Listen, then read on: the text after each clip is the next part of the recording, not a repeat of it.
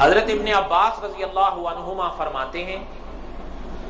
اذا الشمس کورت، اذا الشمس کورت یہ قرآن پاک کی سورت ہے، سورت تکویر جس کی یہ آیت ہے، اذا الشمس کورت۔ اس آیت کی تفسیر میں حضرت ابن عباس رضی اللہ عنہما فرماتے ہیں، حضرت ابن عباس کون ہیں رضی اللہ عنہما؟ یہ حضور علیہ السلام کے صحابی ہیں اور رشتے میں حضور علیہ السلام کے سگے چاچا کے بیٹے ہیں۔ جس طرح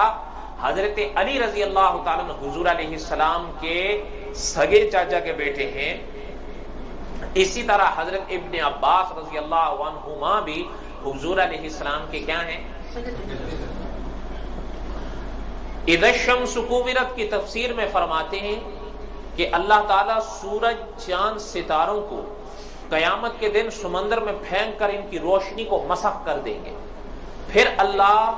ہوائیں چلائیں گے جو سمندر کو بھڑکا کر آگ میں بدل دیں گے۔ اور بعض حضرات نے یہ فرمایا ہے کہ جب سورج کو سمندر میں پھینکا جائے گا تو اس سے سمندر کھول اٹھے گا، پھر آگ میں بدل جائے گا۔ پچھلے درس کے بعد ایک صاحب نے ایک سوال کیا تھا کہ یہ بات سمجھ میں نہیں آئی ہے، اس کو ذرا غور سے سنیے۔ سمندر دیکھے ہیں آپ نے، علماء فرماتے ہیں اس دنیا کا اکثر حصہ جو ہے وہ پانی ہے، بلکہ علماء نے مثال کے طور پر بات کو سمجھانے کے لیے فرمایا کہ 3 حصے پانی ہیں اور 1 حصہ خشکی ہے۔ اس لیے، اور یہ بات تو اس درس کے دوران بھی میں نے بتائی تھی، مجھے یاد نہیں وہ محفوظ ہے کہ نہیں، کہ حضور علیہ السلام نے فرمایا کہ باقاعدہ ملائکہ نے اللہ سے پوچھا تھا کہ اللہ یہ اتنے انسان جو آپ کے علم میں ہیں اور جو آپ نے ہمیں بتائے ہیں، جن کی اطلاع ہم تک پہنچی ہے، یہ اتنے انسان 3 حصے پانی اور 1 حصہ خشکی، تو اتنے رہیں گے کہاں؟ تو حضور نے فرمایا کہ اللہ نے فرمایا کہ وہ آئیں گے ضرور، رہیں گے بھی ضرور، لیکن سدا رہیں گے نہیں، سدا نہیں رہیں گے، ان کے اوپر میں موت کو مسلط کر دوں گا، ایک آئے گا دوسرا جائے گا۔ تو علماء فرماتے ہیں کہ 3 حصے تو ہے پانی، 1 حصہ ہے خشکی۔ پتہ چل رہا ہے کہ خشکی کم ہے اور تری زیادہ ہے۔ اچھا، کبھی ظاہر بات ہے کہ آپ نے پانی کے اندر جا کے تو نہیں دیکھا ہوگا، لیکن پانی سمندر کو باہر سے تو دیکھا ہوگا، اور اگر ایک کنارے کھڑے ہو کر سمندر پر نگاہ ڈالیں آپ تو ظاہری طور پر اس کا کنارہ نظر نہیں آتا کہ اس کا کنارہ کہاں ہے، ایسا ہی ہے نا؟ اب آپ خود سوچیں کہ جب یہ ابھی تو وہ پانی سے ہل جل رہا ہے، ایسا ہی ہے۔ اور ایک چیز اور بھی یاد رکھا کریں، علماء فرماتے ہیں کبھی آپ یہاں سمندر کے کنارے کھڑے ہو جائیں کنارے پر، تو جو پانی کی لہریں آپ کے پاؤں بھگو رہی ہیں وہ اوپر بھی تو چڑھ سکتی ہیں، لیکن وہ اوپر نہیں آتی۔ تو علماء نے فرمایا ہے اپنا عقیدہ بناؤ کہ سمندروں کو اللہ نے تالے لگا رکھے ہیں، اللہ اجازت ہی نہیں دیتے ان کو کہ یہاں سے اور آگے بڑھو۔ ہاں، جس سمے اللہ اجازت دیں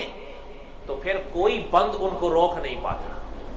اور جب تک اللہ نہ دے تو پانی اس لمحے آگے جا ہی نہیں سکتا۔ ہر چیز اللہ کے حکم کے آگے رک جاتی ہے، اللہ کا حکم ہے تو ہے۔ اس لیے جب بھی آپ دیکھو کسی پانی کی لہر کو، موجوں کو، تو علماء نے فرمایا یہ سبق سیکھو اس سے کہ اللہ نے ان کو تالے لگا رکھے ہیں۔ اور پھر تھوڑا سا اگر آپ تصور کریں کہ یہ جو لہریں ہیں نا، یہی جب آگ بنے گی تو کیا ہوگا، اس کی وضاحت علماء نے کی ہے۔ کلام پاک میں ایک سورت آتی ہے، سورت کہف۔ سورت کہف کی آیت نمبر 19 ہے، کسی سمے آپ خود گھر جا کے دیکھ لیجئے گا۔ اس کی تفسیر میں علماء نے فرمایا ہے کہ جب اللہ کو منظور ہوگا کہ اب اس دنیا کی صف کو لپیٹ دیا جائے تو اللہ سورج کو اس پانی میں پھینک دیں گے، چاند کو اس دریا سمندر میں پھینک دیں گے، ستاروں کو اللہ توڑ توڑ کر سمندر میں پھینک دیں گے۔ یہ جب پانی میں جائیں گے تو علماء فرماتے ہیں پہلے تو یہ ایسے ہو جائیں گے کہ مسخ، اور پھر ہوا چلے گی۔ وہ ہوا جب چلے گی تو پوری دنیا میں عام طور پر مشہور ہے کیا کہتے ہیں 7 سمندر، ایسے ہی کہتے ہیں نا، یہ عدد کے ساتھ ذکر کیا گیا کہ جتنے بھی دنیا کے سمندر ہیں وہ سب پہلے ایک ہو جائیں گے، جب ایک ہو جائیں گے پوری کرۂ ارض کا سمندر، اور یہ سورج، یہ چاند، یہ ستارے، اللہ ان کو وہاں سے نیچے پھینکیں گے،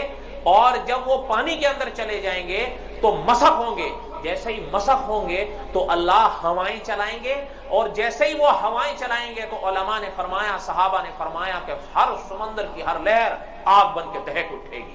اور جب یہ دہک اٹھے گی تو علماء نے فرمایا اللہ دوزخ کے منہ کو جو کھولیں گے تو یہ پورے کرۂ ارض پر جو سمندر ہیں وہ سب ایک ہو کر دوزخ کے اندر مل جائیں گے، اور جب دوزخ کے اندر ملیں گے اب یہ سب مل کر بھڑکیں گے۔ یہ ہے اس کی تشریح۔ آگے جو ایک بہت بڑا سوال اپنے ذہنوں کے مطابق کھڑا کیا گیا کہ دوزخ میں وہی جاتا ہے جو سزا پاتا ہو، دوزخ میں وہی جاتا ہے جو سزا پاتا ہو، تو سورج، چاند، ستارے انہوں نے تو کوئی گناہ نہیں کیا، تو ان کا نصیبہ جہنم کے اندر جانا کیوں بن گیا؟